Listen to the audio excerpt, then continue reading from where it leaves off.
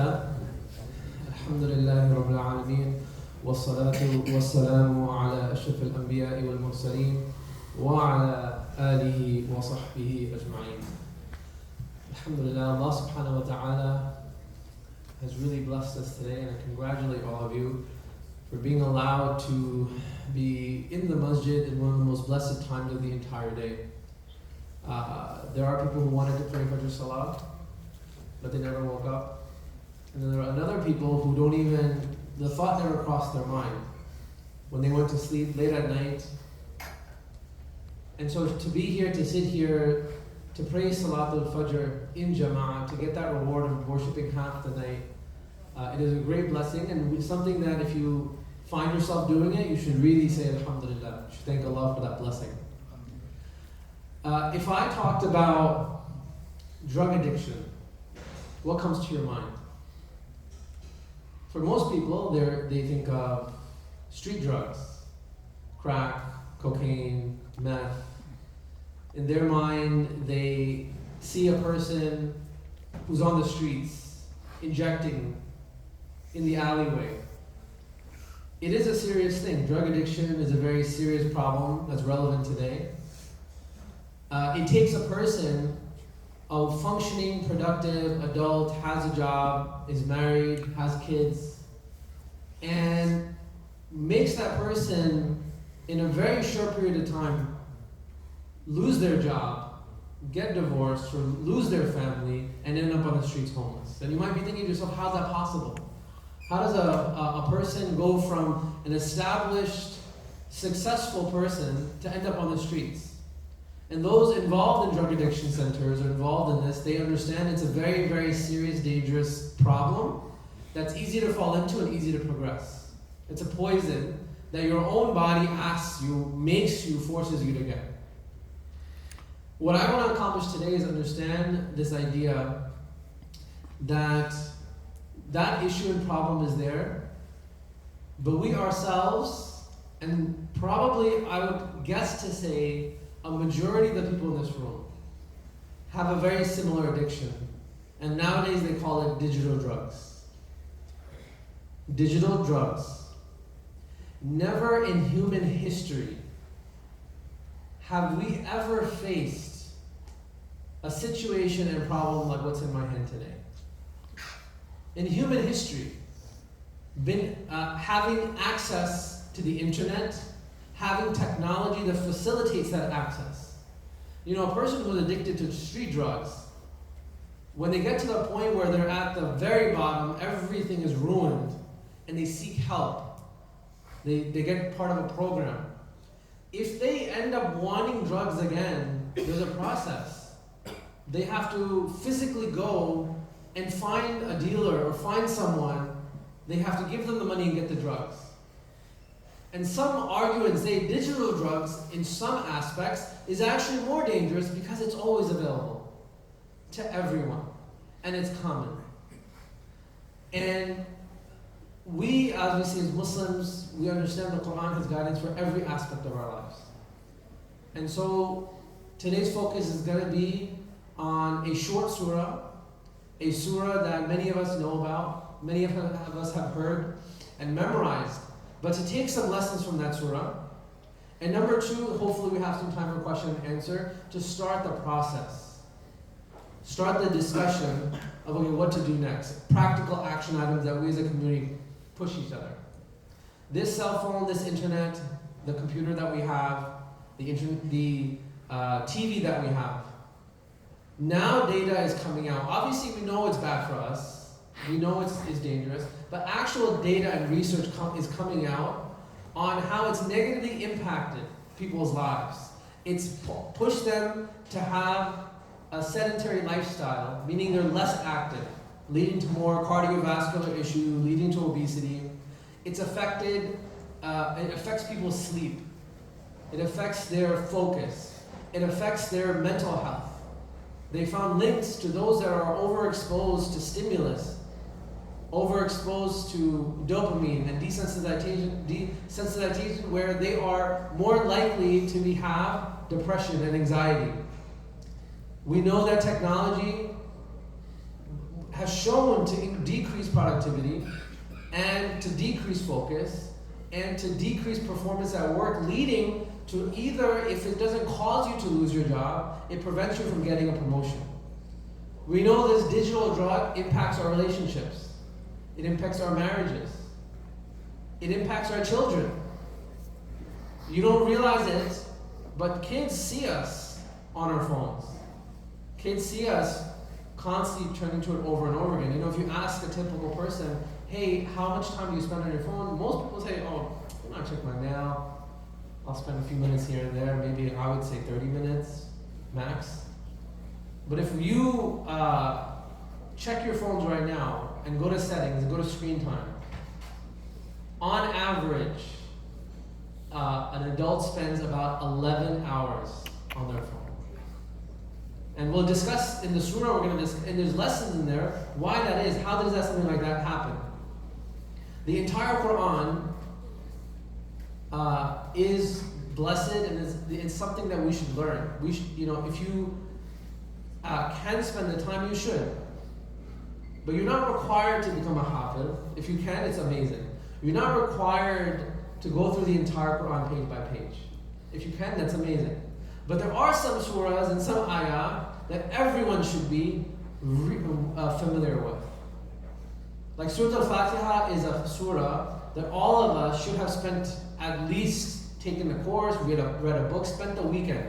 Now you know what Surah Al-Fatiha, even though I may not know how to speak Arabic, I'm going to go through it inside and out. Inside and out, knowing every single lesson of Surah Al-Fatiha. Ayatul Kursi, the greatest ayah of the Quran. We should know it inside and out. Spend a course or weekend. The last three quls, Qul Allahu Ahad, Qul A'udhu Birabb, Qul A'udhu Bin-Nas, Surah Al-Mulk, Surah Al-Kahf. These are surahs that it doesn't matter where you are in your life, it doesn't matter if you're a scholar, it doesn't matter if you're a working person, you're busy. These are surahs that every single day, every single week you have an interaction with them. And one of those surahs is Surah Asr. Surah Asr. 3 ayat. And it's in actuality one big phrase, one sentence. This one surah, Imam Shafi'i said, that if it was the only surah revealed to the people, it would be sufficient. It would be enough. Tabarani rahimahullah said that when the companions used to meet each other, before they left, they would recite Surah Al-Asr. As if to say, you know what, I'm not going to be able to see, we don't know if we're going to see each other again. What is, out of all the possible things I can remind you with, I can bring up, that I can recite, they chose Surah Al-Asr. Because Surah Al-Asr in it, scholars tell us, is like an index of the Quran. The entire Quran, the concepts and subjects, are represented through the concepts in Surah Al-Asr. And we should make it a habit. Amongst our family members, when we get together, amongst our friends, when we go out to eat, somebody, one person should be like, okay, 1 second guys, before we leave, let's see Surah Asr. And in the beginning, some of you might say, well, no, why are you doing that? We're not in the Masjid, we're not in the Quran class. It's okay, it's a little weird, it's a little awkward. That's what we need to change. We need to normalize it. Every single gathering, there needs to be, number one, some mention of Allah subhanahu wa ta'ala. Something. And there needs to be some degree of salam on Rasulullah sallallahu alayhi wa sallam. Why? Because just that little act, it takes a few seconds. It helps you on the day of judgment, that gathering not be a reason for you to get help, will be a cause of sin. Right? Every single gathering, everything we say, everything we do is either going to help us on the day of judgment, get closer to Jannah and the pleasure of Allah, or it's going to hurt us. It's going to be something that drags us down. And when you look at Surah Asr, Allah subhanahu wa ta'ala swears by time. When you take an oath, one of the functions is it shows the importance and seriousness. And one of the implications is that the person listening won't take it seriously. Most people won't take it seriously. You know, after Jummah, sometimes the brother gets up to make an announcement. What are most people doing? They're getting up, they're leaving, they're rushing out. And the brother has to be like, brother, I know, but this is very serious. Please, give me 1 or 2 minutes. Or a person yells, like, this is very, very significant, please, makes a big deal. Then someone sits down and says, okay. So Surah Asr, when Allah subhanahu wa ta'ala swears by something, it's an indication that what's about to be said, most human beings may not pay attention. Rasulullah tells us in the hadith that there's angels that come in the morning and the evening. They take shifts. Our deeds, right now, after Fajr, angels took our deeds. They were with us the entire night. And they took our deeds to Allah subhanahu wa ta'ala. And a new angel came down who's going to be with us for the rest of the day. And then when it comes to Asr time, the angels are going to switch again. So Allah subhanahu wa ta'ala, not just scholars tell us swears by time, but swears by the actual time in Salat al-Asr. Where there's a moment with that both angels are together. The morning shift angel and the evening shift angel. And if you focus on Salat al-Fajr and Salat al-Asr, the angel will go up to Allah subhanahu wa ta'ala and Allah subhanahu wa ta'ala asks, how did you leave my slave? And the angel will say, Ya Allah, I left that person, he was worshipping you. And then when I went to him, he was worshipping you, and when I left him, he was worshipping you. That's one of the reasons why during the week, the shifts of the week of the angels is Mondays and Thursdays. And Rasulullah sallallahu alaihi wasallam used to fast Mondays and Thursdays, so that on the daily report, Fajr and Asr, your book of deeds are going up and down, that you're worshipping Allah. On your weekly report, it's going up and down as in the state of you fasting and remembering Allah. Another emphasis of us is, imagine at Fajr time in the morning, I told you a task. I want you to complete this task today. You have the entire day to complete this task. You're like, okay, great, I'm going to plan it out. But what if at the end of the day, at Asr time, when it's, the sun's beginning to set, I say to you, hey, by the way, I need you to get this done. Your supervisor, your boss, somebody says, this is urgent, you need to get it done right away, before the sun sets, before Maghrib time. Now it creates a sense of urgency. If you're in school, you can kind of slack off the entire year. Maybe not go to class, maybe not do your homework assignments. But when it comes to the final exam, you can't miss that day. You can't come in late. You can't fall asleep. If you're at work, you could be a little unproductive. You can kind of slack off. But when your immediate supervisor, the vice president is visiting and having a meeting with you, that's when you really need to focus. So if you look at Surah Asr, look at the beginning. If, in a hadith, Rasulullah tells us that between me and the day of judgment is like this, and he held up his two fingers, very close. And in essence, if you took the entire humanity and mankind, the history of mankind, and you made it one day, it's as if you're in the time of Asr and Maghrib. It's towards the end of the day. The day is ending and time is running out. One example is given like ice. Ice cubes, if you leave it on the table, or you hold on to it, what's going to happen? It's going to melt. It's going to leave a mess. That same ice, if you put into a drink, into water, it's still going to melt, but you'll benefit from that ice. It's something that's going to come to you and you're going to get something out of it. So the word as, one of the ways described, is not just time is being lost, but time it was dripping away. It's slipping away little by little. So for example, when it comes to screen time on your phone, it's just a few minutes here and there. But those minutes, they turn into hours.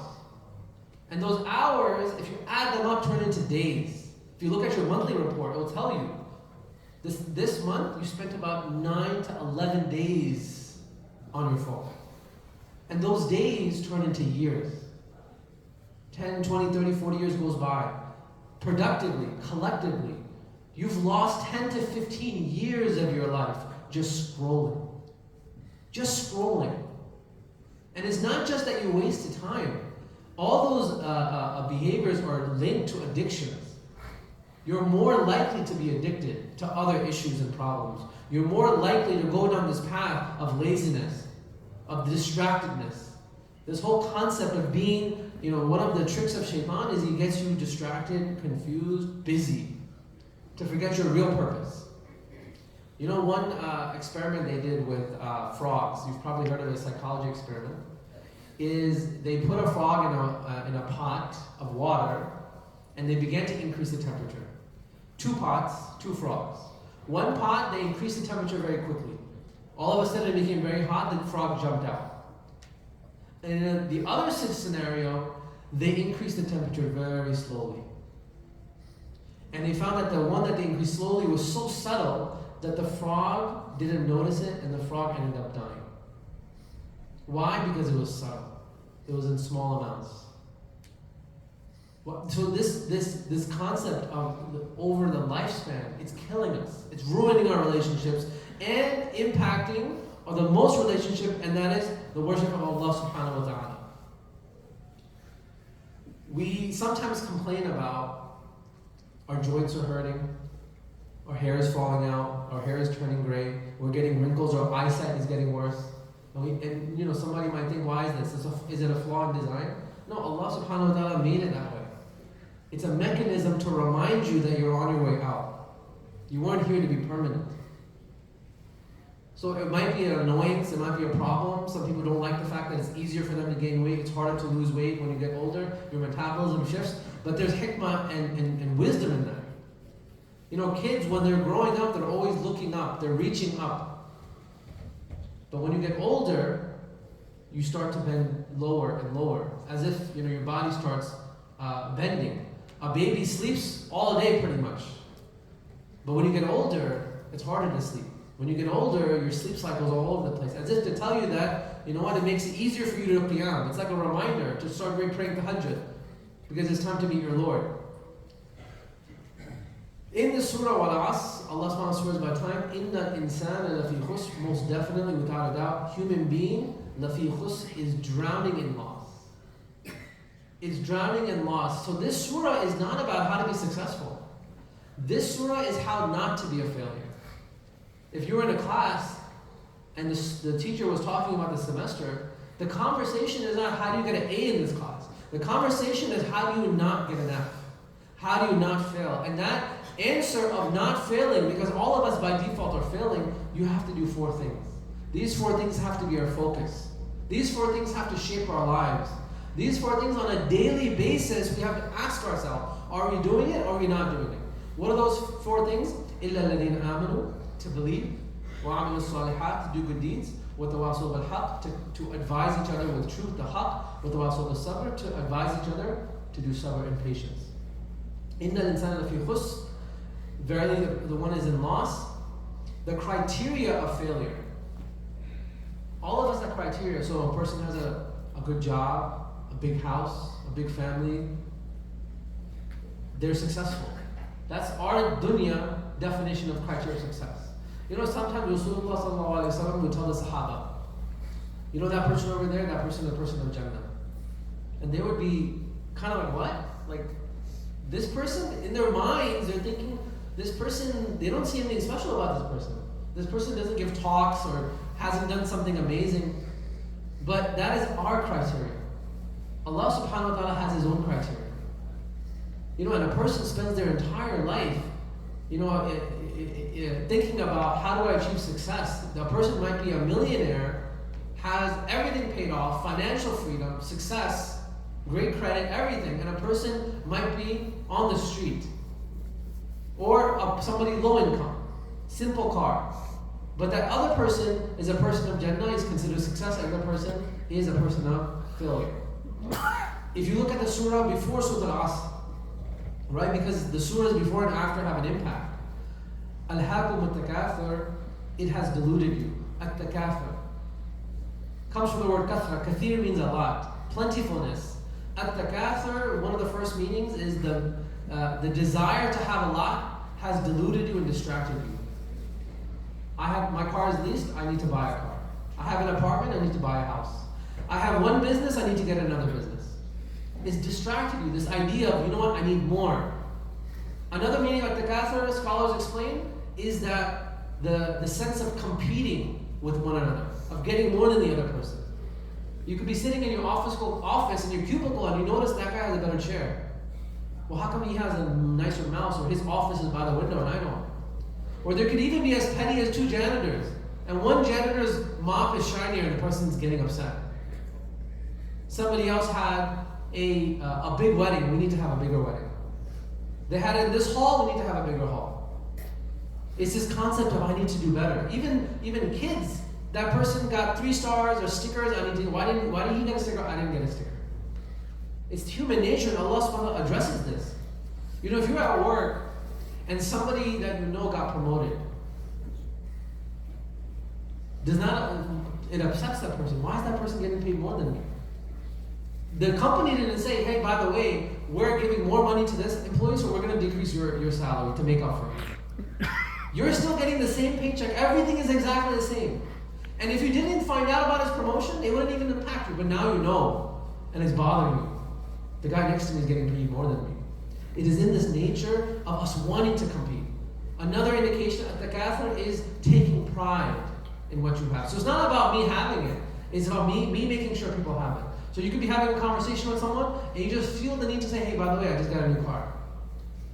Or you have the need to say, hey, I went to this university.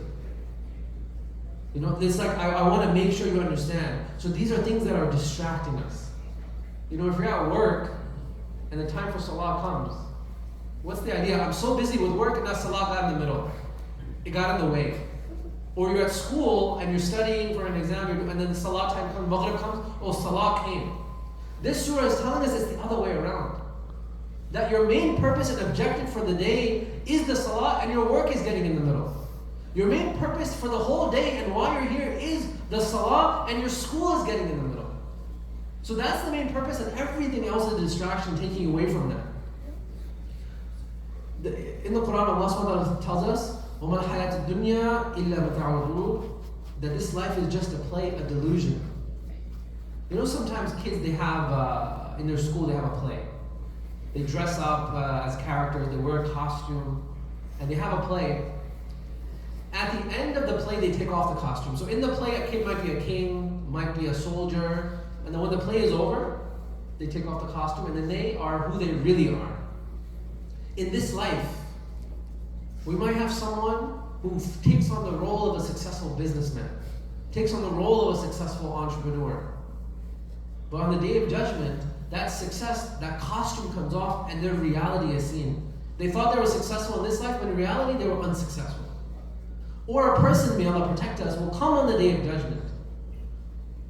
You know, there's an ayah in Surah Al-Kahf, قُلْ أَوْ نَبِّئُكُمْ بِالْأَكْثَرِينَ أَعْمَالًا, where shall I inform you, those who are the worst of all losers, those whose efforts were wasted in this worldly life.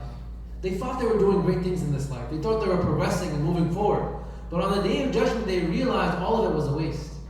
A person will come thinking that they were a Muslim, a believer, and all of a sudden the wall will come down and separate them from the believers. And they'll say, wait, what's going on? I was a Muslim, I believed, what's going on? Like, why am I not with that group? And that person will be told that it was just said, you just said it with words. It was all superficial. You're just Muslim by name. Some people, the kalima just sticks, it's rituals. Ramadan comes, they fast. They see people praying, they join. Or not even join. It's just kind of a cultural thing. But this surah is telling us, إِلَّا الَّذِينَ آمَنُوا, those who believe. Belief is of two things. Belief is of the mind and of the heart. Which is, when it comes to the deception, there's a beautiful dua of Rasulullah sallallahu alaihi wasallam that we should all memorize. Allahumma arina haqqa haqqan warzuqna ittiba'ah. Oh Allah, show us the truth as the truth and give us the ability to follow it. Many of us are distracted and we see deception, we see the world how it is. Oh Allah, show us the truth and the ability to follow it. وَأَرِنَا الْبَاطِلَ بَاطِلًا وَارْزُقْنَا اجْتِنَابَهُ. Oh Allah, give us the ability to see false as false and to enable us to stay away from it. And so this idea of ghafla, of being distracted. If you look at our entire timeline, we have 5 main phases. Before the creation of the earth, Allah subhanahu wa ta'ala created a ruh. From Adam alayhi salam we came out.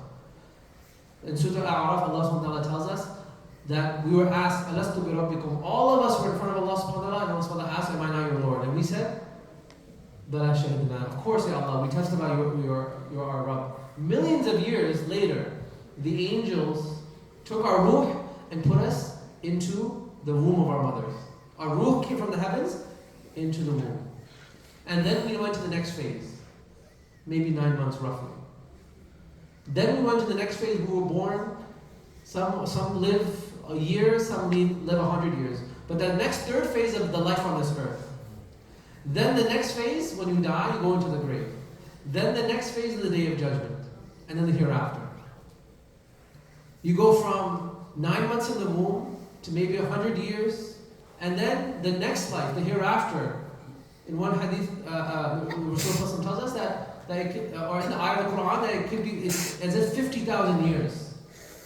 And then comes eternity.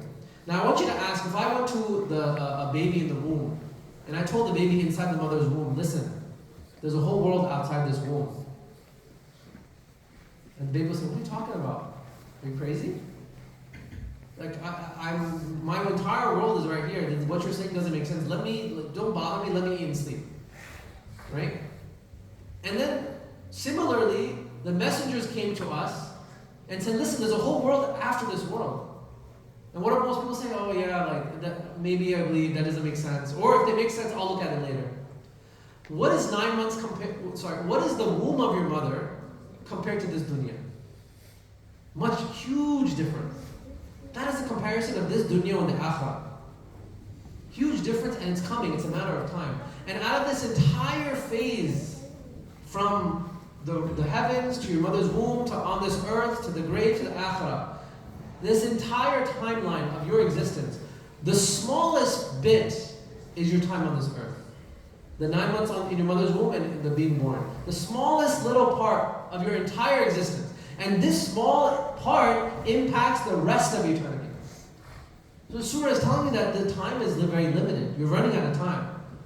And this small little amount of time is so significant, so important that it impacts everything else. Alladina, illa alladina amanu, those who believe. Do you know who else believed? Shaitan believed. Without a doubt, Shaitan believed in Allah subhanahu wa ta'ala. Yet, Allah subhanahu wa ta'ala says, كَانَ مِنَ الْكَافِرُونَ, that Allah describes Shaitan as a disbeliever. And this belief is not a belief of the mind. It's a belief of the heart. Iblis believed in Allah subhanahu wa ta'ala, but he did not submit to him. It's a matter of the heart. Abu Jahl and Abu Sufyan, before he became Muslim, they would bump into each other middle of the night to listen to the Quran of Rasulullah sallallahu alaihi wasallam in the dark. So they would go in secret to listen to the Quran. And one day they bumped into each other and said, hey, what are you doing here? Okay, let's not tell anybody. Let's not do this again. And then it happened again. They bumped into each other again. That did a second time, third time. Then they said, you know what? We can't let anybody know. Okay? And later on, when Abu Sufyan became Muslim, he was telling us that this conversation he would have with Abu Jahl, that that he would say, listen, of course he's the messenger. He acknowledged it. He knew he was the messenger.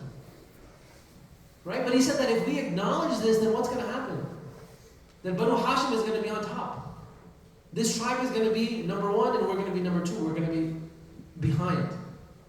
So that iman was iman, acknowledgement of the mind, but this iman is talking about acknowledgement of the heart, where you submit to it. You know that you should pray, but you actually pray. You know you shouldn't sin, but you hold yourself back from sinning. In the Quran, Allah subhanahu wa ta'ala says, Ya ayyuhalladhina amanu, aminu billahi wa rasulihi. Those of you who believe, believe. Now you might be thinking, wait, what? Usually you might be thinking, like, imagine someone sitting down and you say, oh, hey, if you're sitting down, I want you to stand up. But in this situation, you might be thinking, oh, those of you who disbelieve, you should believe. But in this saying, oh, you believe, you should believe. And scholars tell us that this commandment is those of you who claim to believe, assume to believe, you need to bring that belief into your hearts. إِلَّا الَّذِينَ آمَنُوا وَعَمِلُوا الصَّالِحَاتِ وَتَوَاصَوْا بِالْحَقِّ وَتَوَاصَوْا بِالصَّبْرِ. And we'll try to wrap up. The time is doing good deeds. So belief in Allah subhanahu wa ta'ala and doing good deeds. Being combined. The word for here of good deeds is sulh, meaning reconciliation, something that has gone bad. Something that you fix. Something that makes you better. Fixes yourself. Now, إِلَّا الَّذِينَ آمَنُوا وَعَمِلُوا الصَّالِحَاتِ وَتَوَاصَوْا بِالْحَقِّ وَتَوَاصَوْا بِالصَّبْرِ. Not only do you believe in Allah subhanahu wa ta'ala from your heart and your mind, not only do you do consistent actions. It's not like there's a long list of things. Spend your entire day what you want to do. A few minutes of the day dedicated to reading the salah and focusing. Spend your money wherever you want, just not on these haram things. Eat whatever you want, just not these few haram things. Don't eat pork, don't drink alcohol. It's a handful of things. But one of the lessons that we learn is that if you want to, one of the aspects is just focus on the day. Focus on your day. Have a routine that in the morning when you wake up and in the evening before you go to sleep. You do this no matter what. It's a Monday through Friday. It's a weekday, weekend. It's a crazy day at work. It's a relaxed day. You're sick. You're tired. There are some small things you do every single day. You begin your day that way and you end your day that way. There are some adhkar that you recite every single day. Every single day you have a routine that doesn't change. And what ends up happening is those days turn into months, turn into years, and you end up those habits representing a pillar in your life. Representing something that doesn't change. You know, Rasulullah ﷺ tells us that when a person dies, 3 things go to their grave. Your family goes to the grave, your wealth goes to the grave, and your deeds go to the grave. When the janazah is done, you're in the grave, everybody leaves. Your family leaves. As much as they love you, they leave. You're alone. Your wealth is given right away. Immediately, every single penny in your bank account is gone to somebody. And if you don't have a proper will, it went to the state. But the only thing that stays is your deeds. That's it. 100 years ago, if you look at today's date, 1923, you didn't exist. Nobody knew who you were. And 100 years from now, 2123, you're not going to be here. You're not going to exist. And most likely no one's going to remember you. Maybe your kids. Maybe. Once in a while they remember you, they see a photo. So what changed? Nothing changed. The world's still going on. It was going on before you came, and it's continuing to go on now. The only thing that changes now, you're in the grave. And the only thing that's with you is your deeds. So it's something that, another narration, Rasulullah tells us, that on the Day of Judgment, your deeds are going to manifest in your grave as a person. Now I want you to think as an example, imagine you have, your deeds are it's like your kids that you're raising. Your Quran, your dhikr, your dua, your sadaqah, your charity are kids that you're raising, you're taking care of them, you're looking after them, you're giving them time, you're giving them attention. And then in the afterlife, you're going to be able to meet those kids. You're going to be able to meet them in person. So the question is, how are we taking care of it? Do we have something? Do we have it written down that no matter what happens, I'm going to do this every single day? The adhkar after the salah, the adhkar of the morning and evening, reading at least 5 minutes of Quran, 1 ayah, or you know what, every single weekend I'm going to focus on 1 surah that I'm going to focus on moving forward. And I'll end with وَعَمِلُوا الصَّالِحَاتِ وَتَوَاصَوْا بِالْحَقِّ وَتَوَاصَوْا بِالصَّبْرِ. So the first part is believing in good deeds. That's you and your relationship with Allah. The second part is وَتَوَاصَوْا بِالْحَقِّ وَتَوَاصَوْا بِالصَّبْرِ, is your relationship with people. It's about this is la ilaha illallah. You can't just say, you know what, I'm going to read my Quran, read my salah, be a good person, I'm going to go home. In this surah, it necessitates you're connected. Your success, if you only did that, you wouldn't be successful. You'd still be a failure. Allah connects you not failing with your work and connection with the people around you. Your family, your friends. Are you motivating them, pushing them, encouraging them to do better? Hey, listen, we haven't gone to the Masjid. Let's both go together for Isha Salah. Or hey, look, we haven't fasted. Let's do iftar at my house. Let's all as a group fast on this day.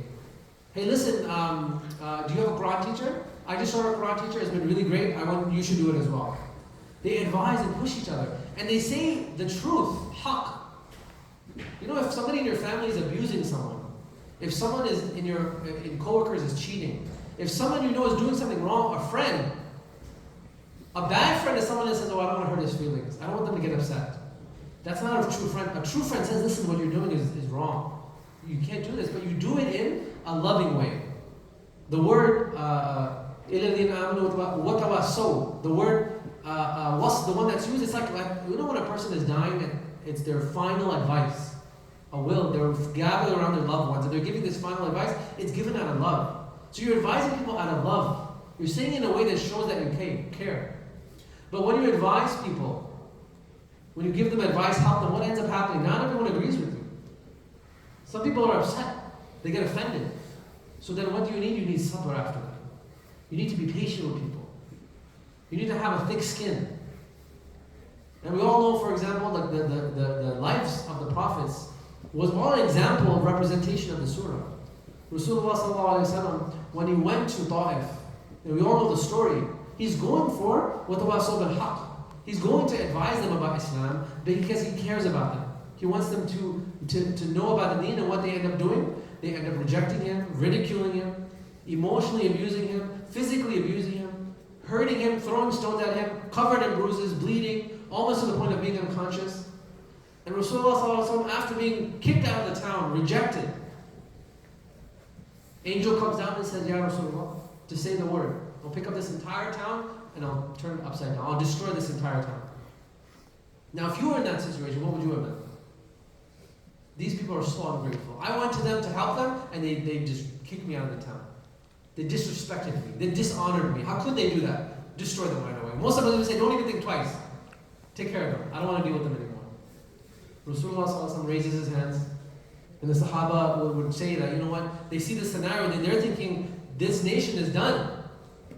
Game over. The angel is about to destroy them, and the Rasulullah making dua against them. There's no hope. And what did Rasulullah say? Ya Allah, please guide the people of Ta'if. That you know what, if they don't accept the message, maybe one of their kids will. Maybe there's some hope. Ya Allah, guide them. Ya Allah, help them. This love, that's what the wasab is sabr. Having patience with people when you try to advise them, when you try to help them. I ask Allah subhanahu wa ta'ala to be of those who understand the deeper lessons and messages of the surah. I ask Allah subhanahu wa ta'ala to be of those who have iman and who do good deeds. I ask Allah subhanahu wa ta'ala to be of those who constantly advise each other to the truth, advise each other, and have the sabr and patience to continue advising one another. I just wanted to end with an action item. You wouldn't ever leave a loaded gun in your house. If you have kids especially, you wouldn't just leave it around. Yes, whatever the case may be, oh, what if I need self-defense, what if I do this? Well, you have a list of reasons, but you would never leave it on the counter. Why? Because God forbid the child gets a hold of it, it could kill the child. Similar thought process. How could you ever leave the internet unrestricted in your house? How can you leave a phone unrestricted in your home, in your pocket? So one action item I would ask everyone to do, and I recommend I have it myself and amongst my friends, is there in your phone, number one, so two things. You need to restrict what you can access, meaning content, and number two, you need to restrict accessibility, meaning timing. So there are apps that limit the time you can have on your phone. You should have that. There are apps that at 10 o'clock at night your Wi-Fi shuts off. And then 6 a.m., 7 a.m. your Wi-Fi turns on. Automatic. So that's about restricting timing. The second thing is restricting content. So for example, there are apps and products you could buy, it's well worth it, that block inappropriate websites from your Wi-Fi. Right? Purchase those products. Set up the things. On your phone, you can set up settings that block inappropriate content. It's under parental controls. So my question to you is, if you as an adult, you know when we have this discussion, they're thinking about parenting, oh yeah, I gotta block my kids. No, we're not talking about kids now. I'm talking about you, your phone. If you have the option to turn off access to inappropriate websites on your phone, why would you not turn that on? You know, I did this talk before, and somebody said, yeah, but what if my phone might get slow a little bit? And what if I have to access a website? What do you mean you have to access a website? Oh, you know what, I'm a medical professional, sometimes I might. Listen, there's no reason for you to have access to that. So for example, you go to your phone, you tell the phone that anything inappropriate to whatever the settings, block it, simple. And then you give your password to somebody else. You give it to your wife or your husband, you give it to a friend, you give it to a mentor, and say, listen, this is the password, you put the password, you have access to it. If for any reason I need to reset my phone or get a new one, I'll call you. Simple, done. Because what's the problem right now is, it's bad enough that it's there, it's available, but it's easily available. You wake up in the morning, again, back in the day, if you wanted to look at haram, you'd have to go and you have to go to a physical building where you would have to go get things, but now it's in your hands, you have to put barriers. So number one, limits. Number two is content restriction. That's one thing I would say is an action item. When you go home today, say, hey guys, we had breakfast club, family, Brother Maaz, you can blame it on me. Brother Maaz said I should put a restriction. Yeah. And they say the kids are going to be upset, I'm sorry. Put the restriction. But restriction on yourself also. Right? Limit the time. So there's three things. One is restriction from your wireless internet. You can call and ask them to put restrictions. Second is restriction on your physical phone. So the phone filters anything haram, it stops it. And the third is your Wi-Fi restrictions. All the three different avenues for not just haram content, but unproductive content. Things that will waste your time. Right? So put the restriction, and then inshallah, look at how the difference will make in your life. Right? And so I'll end with that in action. I think that if Ishraq started any question, answers, feedback, comments, we can do that. Otherwise, we can do it while we're eating breakfast, inshallah. 4 minutes. 4 minutes. Any questions? What are some filtering apps and all that? So for the Wi-Fi, Disney, the company, what they do is they have a device that connects to your, so it's a physical device that connects to your Wi-Fi. And what they do is they don't just block inappropriate content, even ads that are inappropriate or maybe not age appropriate, they put Disney ads instead. It's okay. I'm okay with a Disney ad coming up, right? But the point is there's some level of restriction involved. So Disney as one, it's called Circle. That's the name of the device. On your phone, if you have an Apple phone, you go to settings, you go to under parental controls, screen time. You have the option of not only limiting, so for example, you could say, okay, if I go more than 30 minutes of my social media app, I want you to stop me.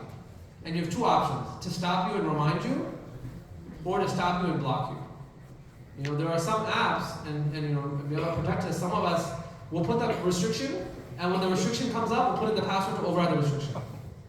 So if you're one of those, there are apps that you can't unblock. So once you reach your 1 hour, it's going to freeze the phone. It's going to turn it off. You can't do anything for at least another 5 hours or 4 hours. They even have boxes on Amazon. It's called a lock box, phone lock box. So you put it in the lock box, you hit the button, it locks, and you can't open it again for, you set the time, 30 minutes, 1 hour, 8 hours. And some of us need that.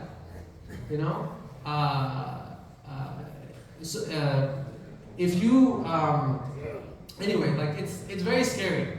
These companies and apps are hiring PhDs in psychology to manipulate your mind. They know exactly what's going to get you addicted. Just like street drugs, digital drugs. You're just like scrolling, it went from 1 minute and it's 3 hours. 3 hours went by. And in the context of Surah Asr, on the day of judgment, at the time of your death, every second in this life, a person who deals with palliative care is people who are end of life. And you'll notice that what are the most common regrets? People who are dying, what are their most common regrets? Usually it's time that they wasted. Top 5, time that they wasted, or relationships that they didn't keep whole. They never said to their parents, thank you, I love you. They never said to their kids, I'm really proud of you. Or they spent most of their time arguing with their spouse about little trivial things. They never ever took the time to say, you know what, you mean a lot to me. They wasted away with their relationships. Right? Or they spent their life worrying about what other people think. In the context for us, sometimes we don't want to bring up Islam, it's a little awkward, we don't give dawah. But I guarantee you at the time of your death, man, I should have given dawah. My friend, my coworker for 10 years, I never once said something about Islam to him. Now I'm worried on the day of judgment, am I going to be held accountable? And it doesn't have to be throw a pamphlet in their face. Just being an amazing person and mentioning that you're a Muslim. I'm going for Jama'ah, I'm praying. But the point is, these regrets, one of the biggest regrets is the time that you wasted. So these hours and days that you see on your phone, at the end of your life, you're going to realize how big and important they were. Okay, inshallah. So Jazakallah khair, may Allah subhanahu wa ta'ala protect us and our families from this big fitna. And inshallah, I encourage that, inshallah, maybe what we can do within the group is make groups right now. What I just said, an action item, pick 2, 3, 5 friends. You have a WhatsApp group, say, listen, starting today, we're going to do this. Or even right now at Breakfast Club, you give your phone to a friend of yours, put in the password. And they give their phone to you, you put in the password. Don't forget that password, because if you have to reset the phone, you're going to need it. But do that. Nothing should be stopping. And inshallah, it will open the doors to a lot of khair. Right? It will open the doors to so much needed for our deen. Subhanallah wa bihamdika, ashhadu an la ilaha illa anta walhamdulillahi rabbil alameen. Bismillahir Rahmanir Rahim. Wal 'asr innal insana lafi khusr illa alladhina amanu wa 'amilu s-salihat wa tawassaw bil haqqi wa tawassaw bis sabr.